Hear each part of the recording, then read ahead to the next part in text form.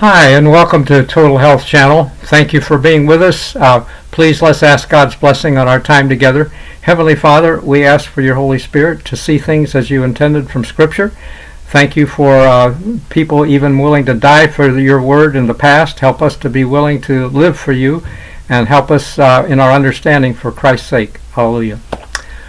Well, I think that most Christians misunderstand when they believe that the wedding parables are merely a metaphor for readiness.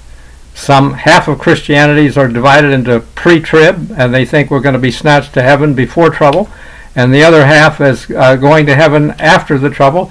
But my point is that it's not about going to heaven.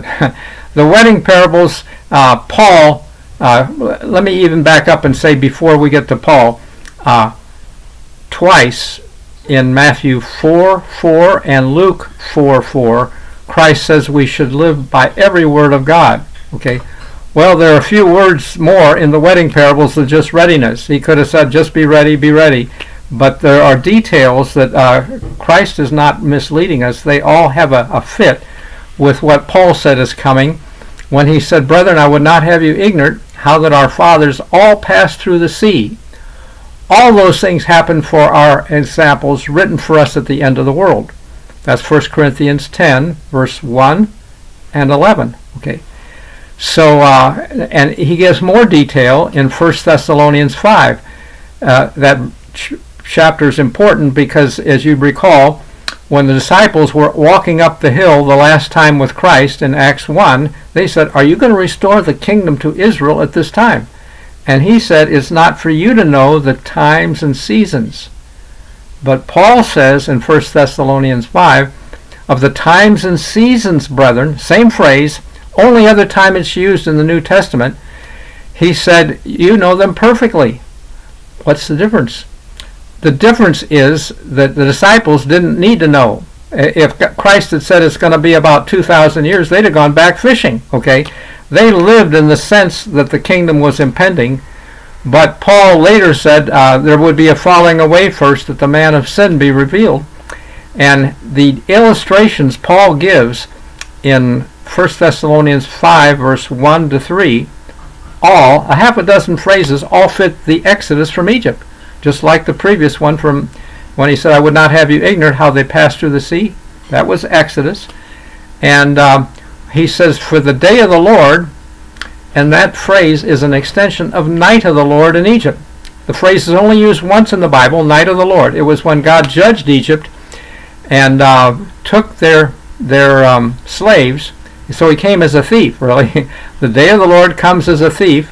He took their slaves in the night. Okay, nobody saw God. He was invisible like a thief. And it says, and sudden destruction comes.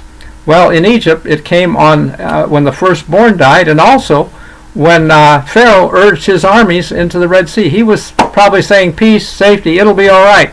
Okay, well, sudden destruction is coming in our time as well on them who say peace and safety.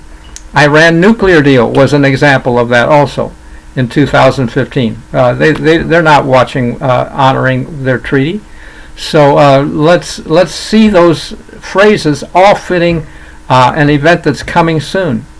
And I would like to further dispel the idea that the metaphors are just about readiness for heaven, because the very first wedding parable is Matthew 22, and the king makes a marriage for his son and sends his servants to bid people to a wedding feast. Well, the remnant are treated badly and poorly until they get their city burned, okay? And then the wedding feast is furnished with guests, both good and bad. Well, if this is going to heaven, is God going to take bad people to heaven? I don't think so. And then a man without a wedding garment is thrown out. Nobody's going to be thrown out of heaven this second time. Lucifer has been thrown out because of his rebellion, but the tribulation period is to test us to see if we're really ready.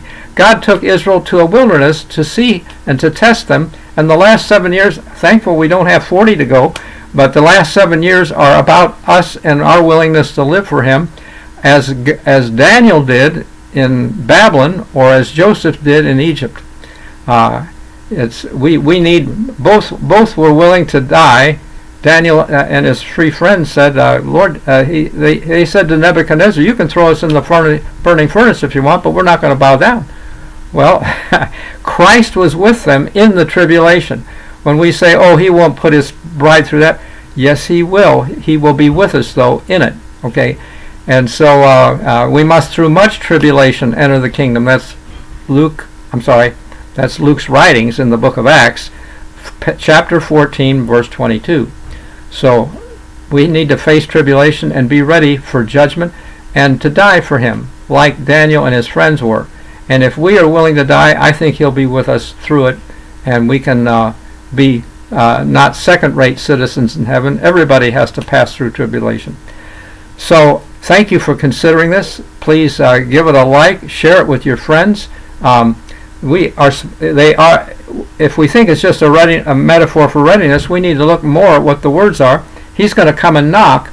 The knock is the earthquake, because that's how the ancient church of Laodicea ended, where he knocked. There's only two places where Christ knocks in the New Testament, and the second place is Revelation 3:20.